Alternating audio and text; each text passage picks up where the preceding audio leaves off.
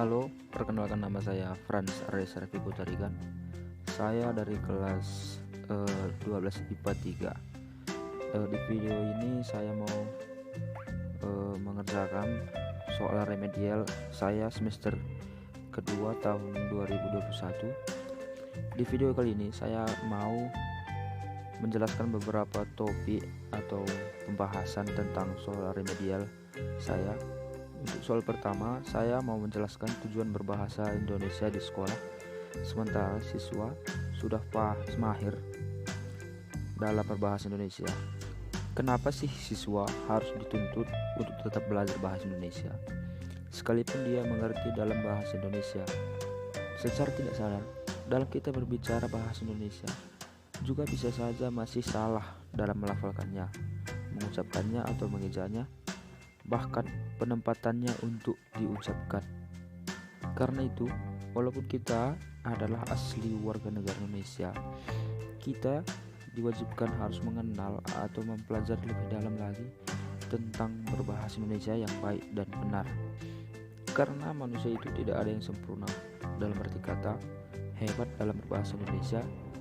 Saya pribadi juga mengaku bukan manusia yang bisa menjalankan apa yang saya ucapkan tadi.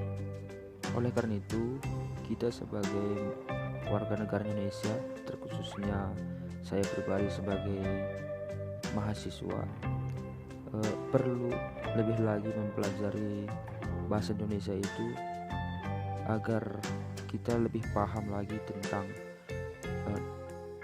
mempelajari semuanya tentang bahasa Indonesia. Pembahasan yang kedua, fungsi menguasai bahasa Indonesia bagi pelajaran lain dan dalam kehidupan sehari-hari. Fungsi kita menguasai bahasa Indonesia dikarenakan supaya kita tidak salah dalam mengartikan setiap pertanyaan-pertanyaan atau materi yang dibahas dalam setiap mata pelajaran di dalam kelas. Itu fungsinya bagi siswa untuk menguasai lebih dalam lagi tentang pelajaran bahasa Indonesia. Dan apa fungsinya dalam kehidupan sehari-hari?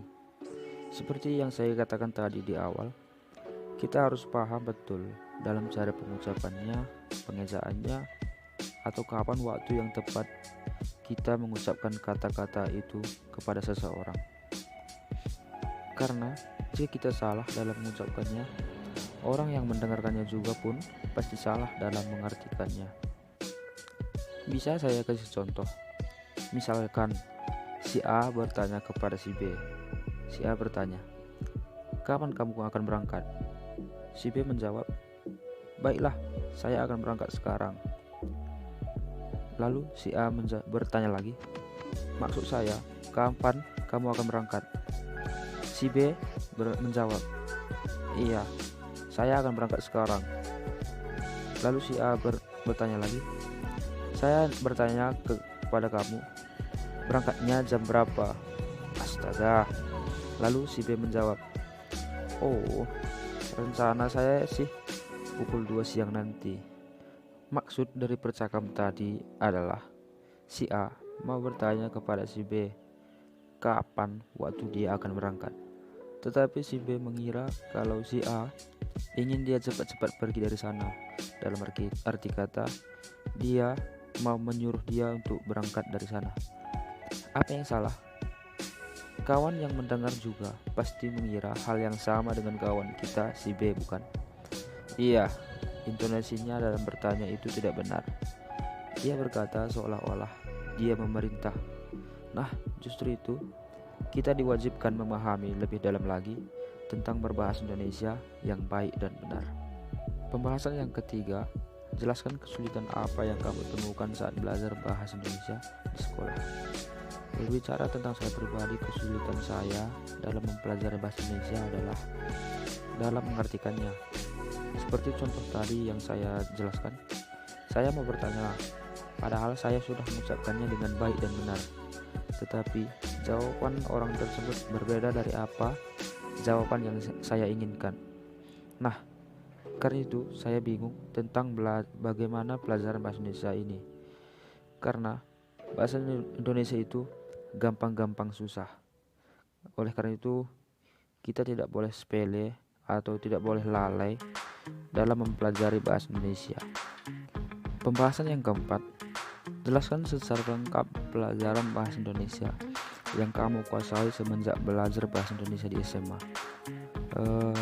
Pelajaran yang saya cukup pahami yaitu dalam belajar membuat proposal. Arti kata proposal sendiri adalah suatu rencana yang dituangkan dalam bentuk rentangan kegiatan dalam bentuk tulisan dan dijelaskan secara sistematis dan terperinci.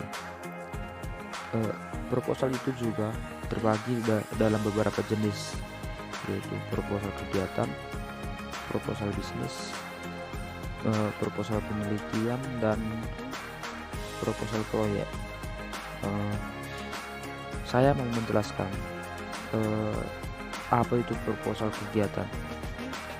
Proposal kegiatan adalah untuk melakukan suatu kegiatan. Isi proposal kegiatan adalah pengajuan rencana kegiatan baik yang sifatnya individu maupun kelompok, misalnya pentas seni dan budaya. Seringkali proposal kegiatan ini sekaligus untuk mengajukan permohonan dana baik dari pihak tertentu dan sebagai kompensasi penyelenggara kegiatan akan menawarkan sesuatu yang bermanfaat bagi donatur, misalnya dalam bentuk iklan. Nah, itu dia pelajaran bahasa Indonesia yang cukup saya mengerti saat belajar bahasa Indonesia di sekolah. Intinya sih bagi kita, tetaplah terus belajar, tetap asah pola pikir kita, supaya dengan belajar kita dapat mengetahui sampai di mana pengetahuan kita dan apa saja yang belum kita ketahui dalam berbahasa. Belajar bukan hanya berbahasa Indonesia saja, tetapi dalam semua mata pelajaran di sekolah. Jadi sekian dulu penjelasan yang saya kerjakan untuk melengkapi tugas remedial saya. Saya Frans Ardesar Vikutarian dari kelas 12 IPA 3. Sekian dan terima kasih.